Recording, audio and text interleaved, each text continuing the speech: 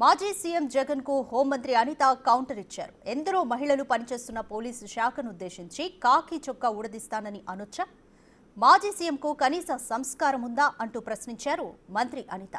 YCP ప్రభుత్వ హయాంలో TDP నేతలు, కార్యకర్తలు 2800 చిలుకు హత్యలు జరిగాయి. వారందరినీ పరామర్శించే దమ్ము జగన్ కు ఉందా అంటూ ప్రశ్నించారు.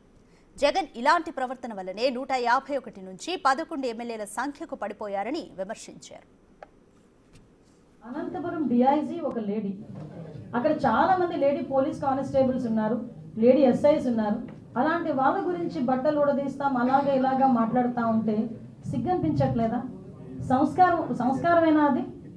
కనీసం ఒక సంస్కారంతో కూడిన మాట ఒక ఎక్స్-సీఎంగా మాట్లాడాలి అన్న ఇంగిత జ్ఞానం లేకుండా ఎక్కడికి వచ్చి మాట్లాడుతున్నాడు? ఇది ఒక విక్టిమ్ హౌస్ దగ్గరకు వచ్చి మాట్లాడే పరిస్థితులు. ఎవరి గురించి వెనకేసుకొస్తున్నాడు? ఒక పోసాని కృష్ణమురళి గురించి, ఒక నందిగాం సురేష్ గురించి వెనకేసుకొస్తున్నాడు. మేము ఈరోజు ఇందాక మేము చెప్పాం, ఎమ్మెల్యేలు ఎంపీల గురించే మాట్లాడాం. నిజంగా ఈరోజు చెప్తే కార్యకర్తలు కానీ, అదేవిధంగా ఇంచుమించుగా చూస్తే దగ్గర మామూలు సామాన్య ప్రజల మీద కానీ వాళ్ళు పెట్టిన కేసులు ఇవన్నీ కోకొల్లలు ఉన్నాయి. కొన్ని వేల కేసులు ఉన్నాయి, మామూలు కొన్ని వేల కేసులు.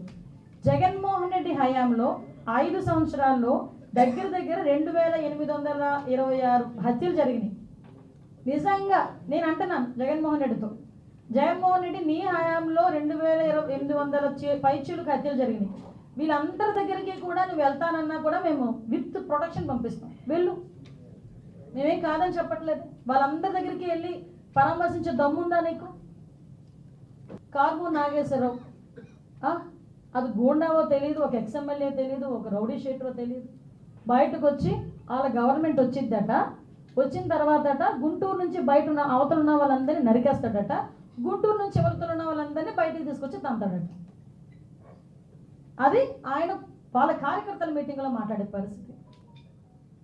అంటే నేనేమంటానంటే, జగన్మోహన్ రెడ్డి ఇలాంటి వాళ్ళందరూ బలం అనుకుంటున్నాడు, కానీ ఇలాంటి వాళ్ళందరూ ఏదో బల్లెలు లాంటి వాళ్ళు అనమాట. లాస్ట్ 151 సీట్లు ప్రజలందరూ ఇస్తే మీరు ఇలాంటి పనులు చేసే 11కి దిగారు.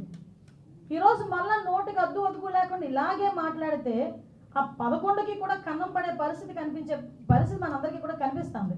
అది జగన్మోహన్ రెడ్డికి అర్థం కావట్లేదు.